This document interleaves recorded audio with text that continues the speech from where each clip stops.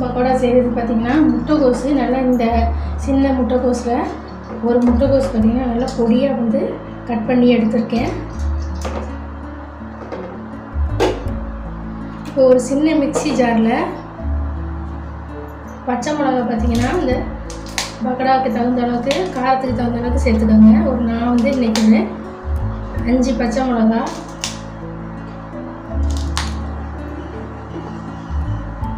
இஞ்சி பார்த்திங்கன்னா இந்த அளவுக்கு சின்னதாக தோல் சீவிக்கிட்டு சேர்த்துக்கோங்க.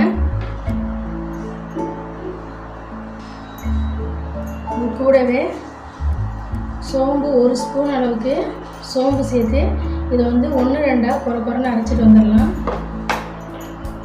இப்போ அரைச்சிட்டேன். இப்போ கட் பண்ண முட்டைக்கோஸில் சேர்த்துக்குவோம்.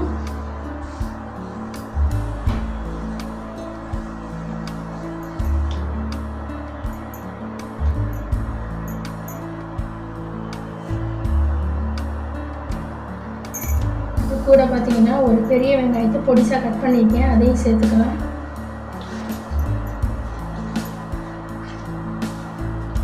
கொஞ்சமாக கருவேப்பிலை பொடியாக கட் பண்ணியிருக்கேன், அதையும் சேர்த்துக்கோங்க.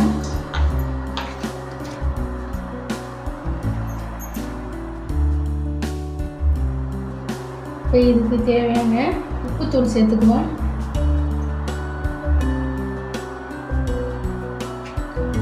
இது நல்லா பார்த்தீங்கன்னா நல்லா கலந்துட்டுக்கோங்க.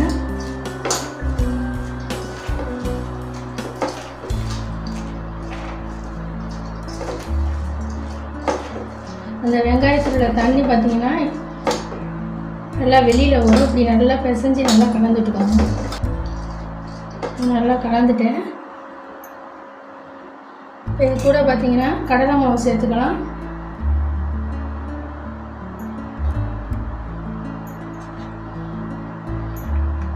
ஃபஸ்ட்டு நான் கலந்துக்கிறேன், அதுக்கப்புறம் பார்த்துட்டு சேர்த்துக்கலாம். 3 ஸ்பூன் சேர்த்துருக்கேன்.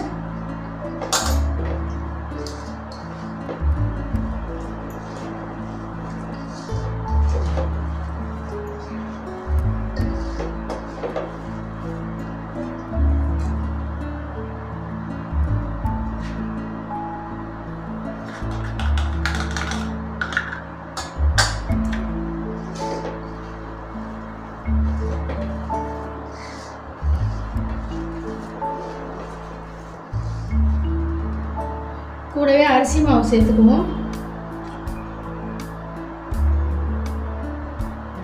அரிசி மாவு சேர்த்திங்கன்னா கொஞ்சம் நல்லா வந்து பொறு வரும். அதுக்காக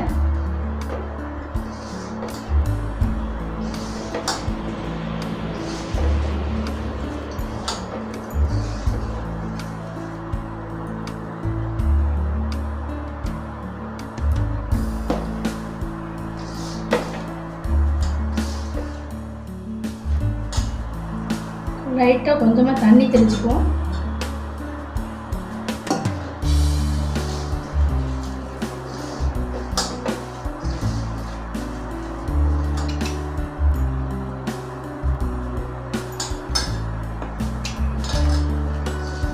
எண்ணெய் பார்த்தீங்கன்னா ஒரு 1.5 ஸ்பூன் அளவுக்கு சூடு பண்ணியிருக்கேன், அதை சேர்த்துக்கலாம்.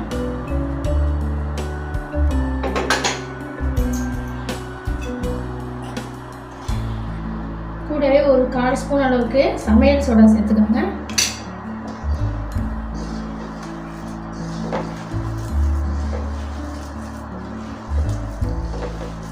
பக்கோடாவுக்கு மாவு வந்து கலந்தாச்சு.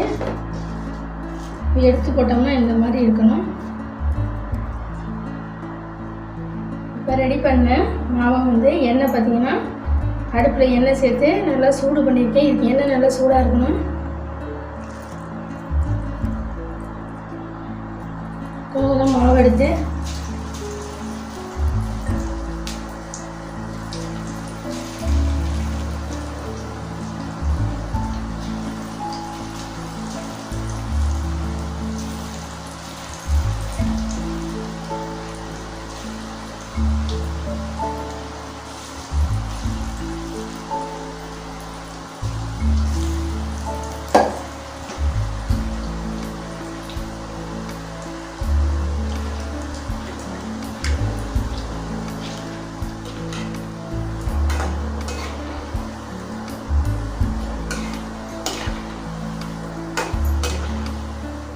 இப்போ நல்லா கிறிஸ்பி ஆகிடுச்சு.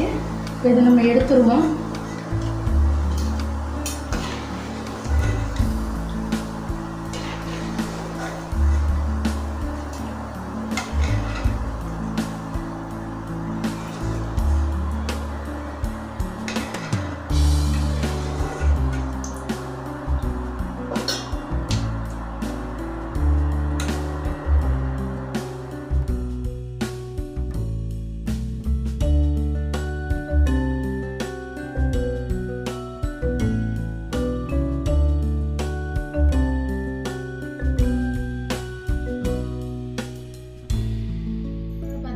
ஒரு கிறிஸ்பியான முட்டைக்கோசு பக்கோடா செஞ்சுட்டோம் பாருங்கள்.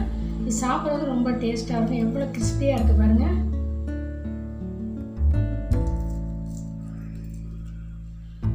முட்டைக்கோஸ் செஞ்சால் ஈவினிங் டேயில் இது போல் செஞ்சு சாப்பிடுங்க.